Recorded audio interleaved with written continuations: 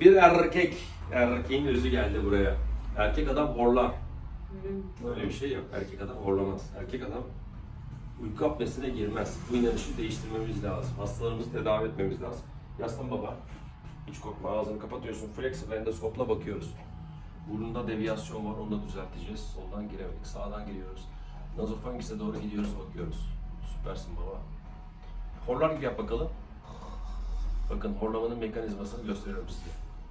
Ama sadece küçük dili kısaltmak olmuyor işte. Dil köküne doğru ve faringel bölgeyi de mutlaka temizlemek gerekiyor. Bir daha yap. Bundan nefes almaya çalış bakalım. Bakın aşağısı açık. Yani dil kökü kapatmıyor. Yani bu ne demek? Biz hastamızın yukarısını tedavi ederek düzeltebiliriz. Ama eğer burası komple kapansaydı o zaman bu hastaya CPAP tedavisi vermemiz gerekir. Ancak bu tonsiller dil köküne kadar uzanan kısmını bizim robotik cerrahiyle temizlememiz lazım. Okey.